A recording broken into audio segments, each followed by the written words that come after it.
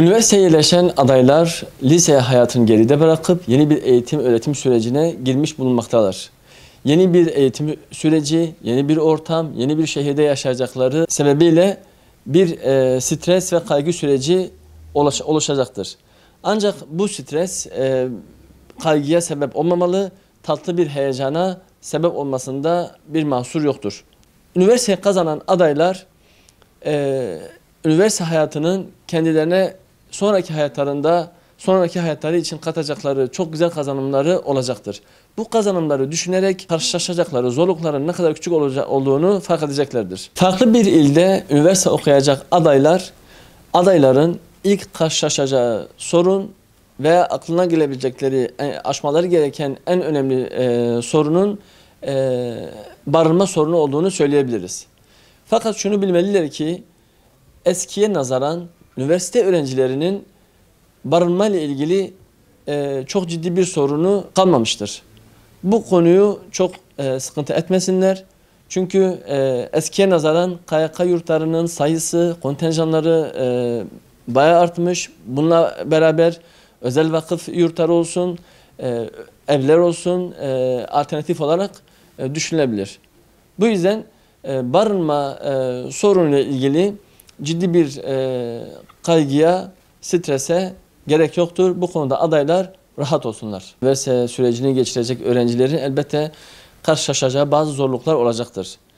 Çünkü daha önce çamaşır, yemek yapma, temizlik derdi olmadığı halde üniversite yıllarında üniversiteyle beraber bu sorumlulukları olacaktır. Fakat bu öğrenciye üniversite sonrası hayatı için çok güzel deneyimler kazanmasına sebep olacaktır. Bu üniversite kazanan öğrencilerimiz, kardeşlerimiz üniversite bitirdikten sonra aile kurmada ve sonraki hayatlarında onlara çok güzel, çok önemli deneyimler, tecrübeler kazanmalarına sebep olacaktır.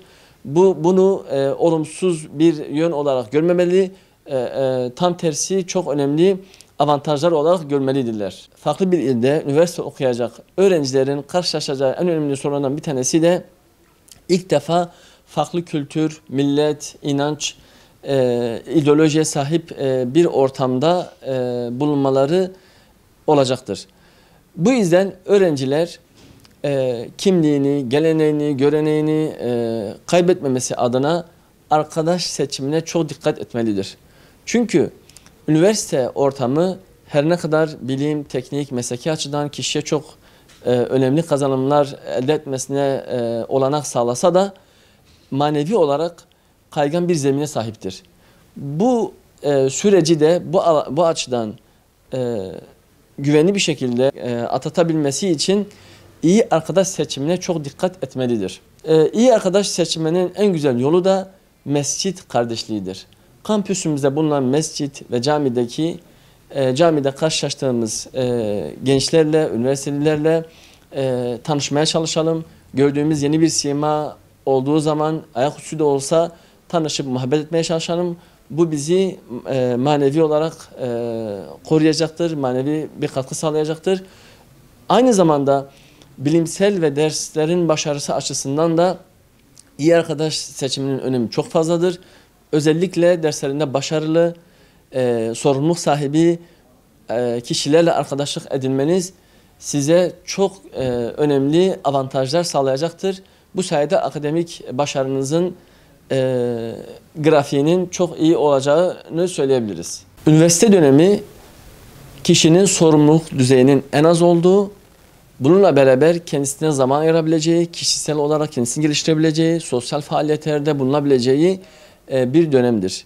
Bu yüzden üniversiteyi sadece derse gir çık olarak görmemeli.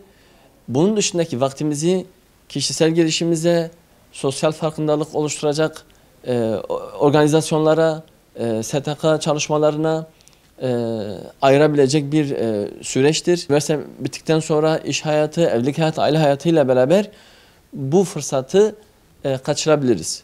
Bu yüzden üniversite hayatı bunun için çok büyük bir fırsattır. Çok güzel imkanlar sunmakta.